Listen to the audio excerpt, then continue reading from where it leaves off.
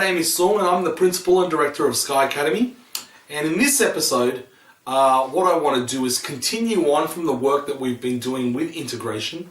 And in particular, with integration, we've worked out how to find the integral from an indefinite integral. Alright? So we've worked out how to integrate a curve or a graph or a function. We've learned how to integrate it simply by, remember what the rule was? We basically add 1 to the power, divide by the raised power, generally speaking. Okay, so it was that was how to integrate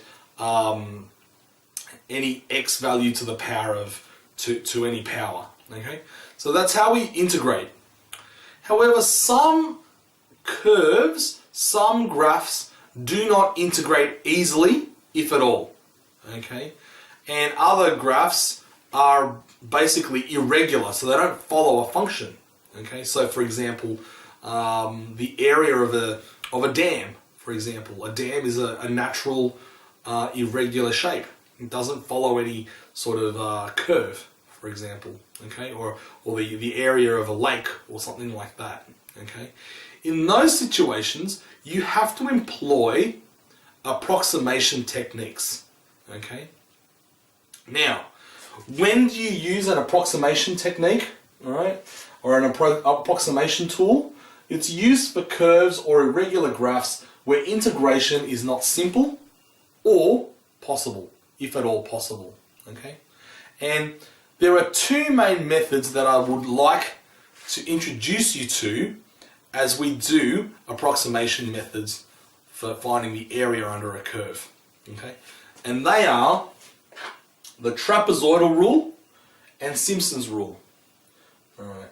Like the rule says, the trapezoidal rule is basically about carving up the area into strips of trapezia. Okay, so I'll show you what I mean.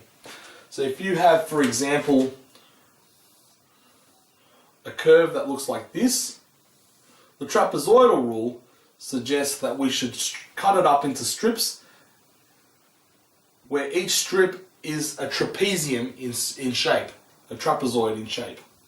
Okay, and it's about finding the area of the trapezoid and then adding them up.